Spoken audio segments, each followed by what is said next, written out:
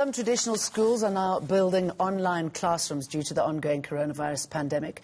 Founder and CEO of Valenture Institute, Rob Paddock, joins me now. Rob, very good to have you with us. Talk us through what's happening here as far as online classrooms are concerned. What does it look like? Jane, I think it's been an incredibly tough time for traditional brick and mortar schools over the last year and a half, and many schools in response to the pandemic have realized that they need to offer more flexible modalities of education that can perhaps service students who, many of whom have actually found that under the lockdown conditions they've actually done incredibly well in the online learning environment.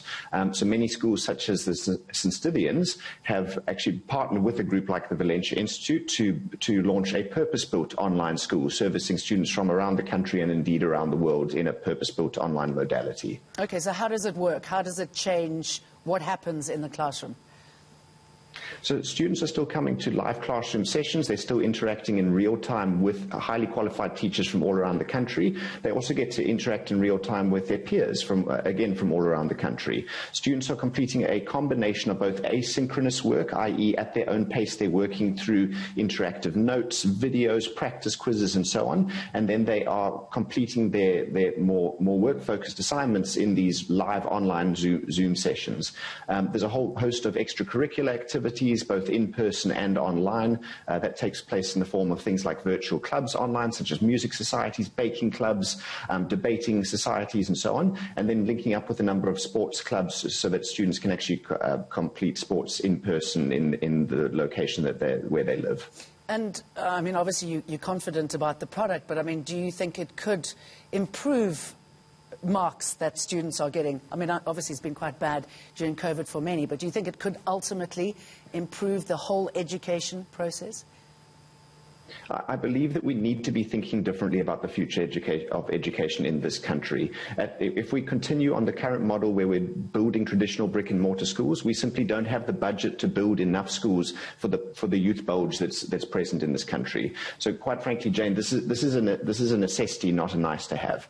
We've been really encouraged by a project that we've been running in Mitchell's Plain, where we've effectively got what's called a blended learning micro school, where students are completing all of their academics online, but they're still coming to a physical space to get the safety of a physical in-person environment and access to hardware, internet access and so on. We've seen on average students improving 3 grade levels in 1 year in mathematics, science and English on this program, and I think that those sorts of numbers speak for themselves.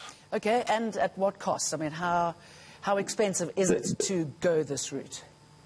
So that project that we're running in Mitchell's Plain is being run for the equivalent of 25,000 Rand per learner per year. To put that in perspective, the government is spending on high school learners 19,000 Rand per learner per year, excluding any sort of capital expenditure. All right, so you've gone to Mitchell's Plain, but what about the other areas, the more rural areas that don't have this sort of access? Where does it leave them? I think that this is something that we need to think very differently about as a country and as a Department of Basic Education, about where we spend our infrastructure and our capex. As an example, it typically costs in the region of about 80 to 120 million Rand to build a new school that at maximum capacity can service about 1,000 students.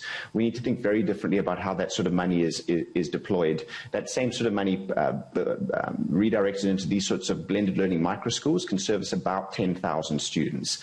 And I think, again, this requires quite a strong paradigm shift, both from our leadership and our teachers and our parent stakeholders. Look, we can't even get loose into the majority of these schools, so I should imagine you'll be having quite a tough conversation when it comes to those areas. But really fascinating. Rob Paddock, good to talk to you. Thank you.